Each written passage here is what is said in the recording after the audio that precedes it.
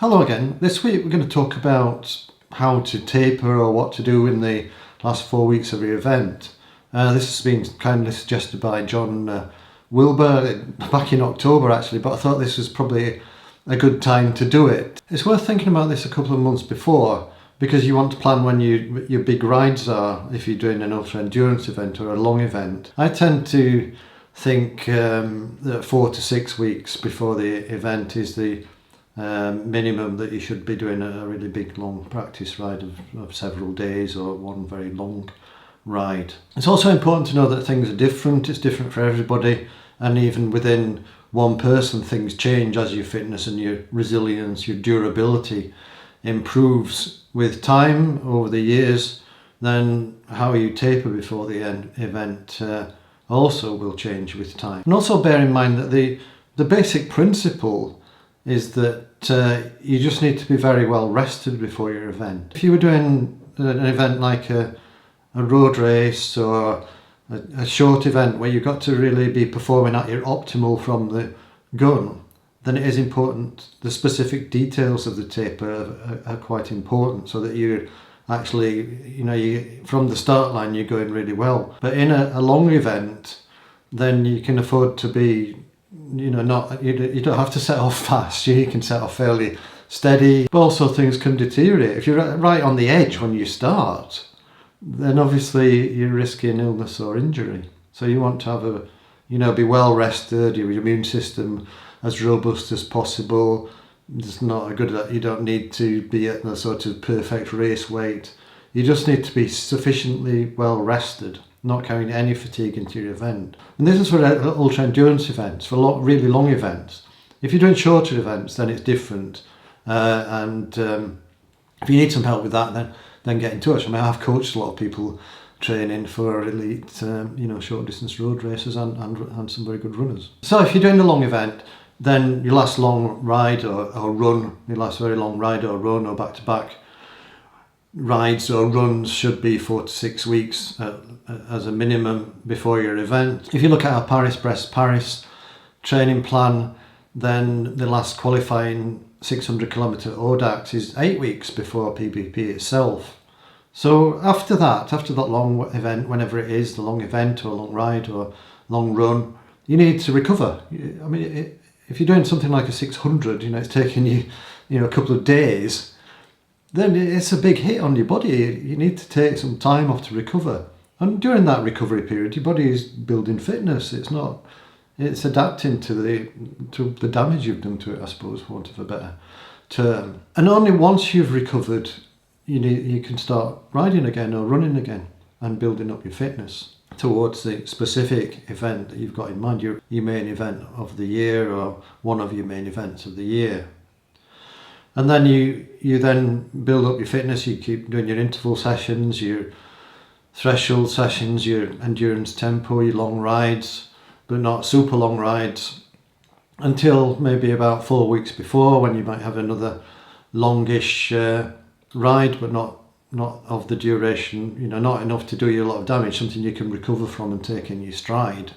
And then in that last 3 or 4 weeks, you want to start backing off, and the last 2 weeks you want to make really easy. And you can see that in the last 4 weeks of the PBP training plan, how we've backed things off, but also included some practice type rides. In the interval training sessions and all your rides, as you get close to the event, you want to be increasingly specific. So if you're doing a long hilly event or an event with some fairly long hills, then you might want to include some tempo or even maybe some sweet spot training sessions, so you're getting used to doing long sustained efforts.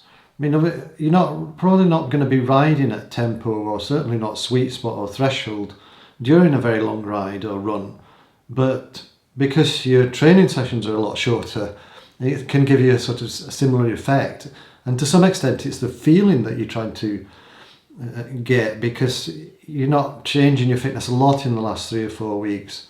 What you're trying to do is become as specific as possible and get your body ready and your mind ready. So these tempo efforts can be really good if you've got some longish climbs to do. If you're doing maybe an off-road event where there's some short climbs, then you're going to have to perhaps work at your maximum to get up short, punchy climbs, or you're doing a really hilly event like somebody I coached just as an event in Cornwall, which has got some climbs of over 20%, then doing some higher intensity interval training and perhaps even VO2 max type efforts, where you're doing 1 minute to 3 minutes very hard with a good recovery, could be worth it, both to help your body and mind practice the feeling, but also you can develop shorter term fitness quite quickly. So by doing these shorter interval sessions, you can actually get a little bit of a gain that's specific to your event, and you'll be able to use that when you get to the event. You might benefit really well from it. And then of course, if there are technical elements to the ride, even if you're doing a road event, if you're using aero bars,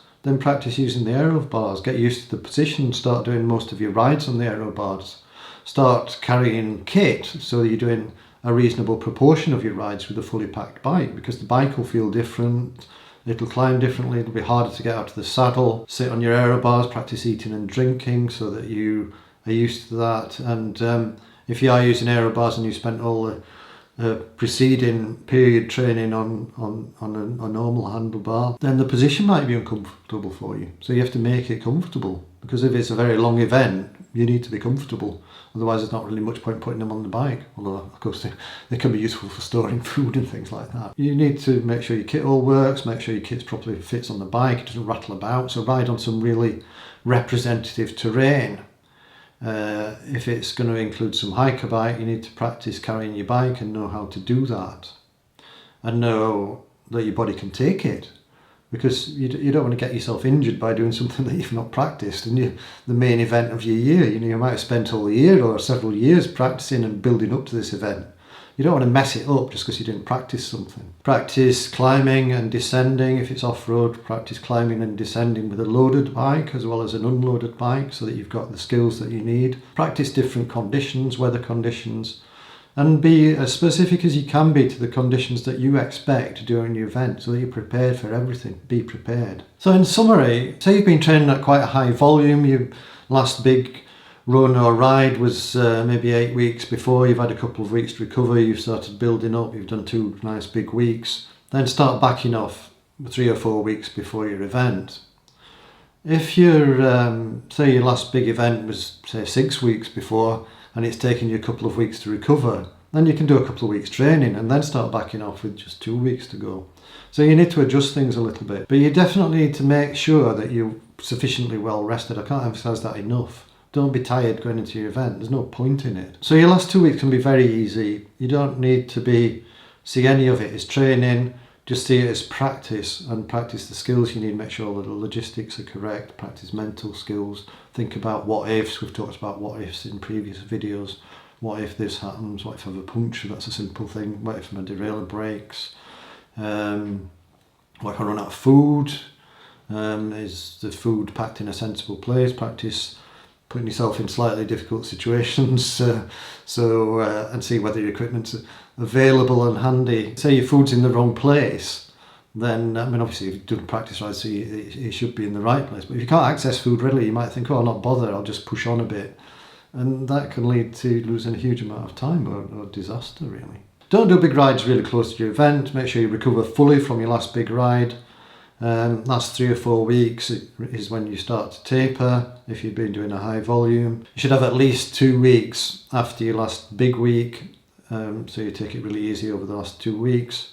The last 4 weeks should be really event specific, and your last 2 weeks is just really practice. Don't worry too much about the fitness in the last few weeks before the event, because all the training that you've done up to the event, up to the 6 weeks before, is what's going to carry you through. And if you haven't done enough, then you still need to be well rested. You don't want to tire yourself out before the start. Even if you're underprepared, you can't do a lot about it. It's better to just go into it and do the best you possibly can. Hope that helps, and I'll see you in the next video. Bye.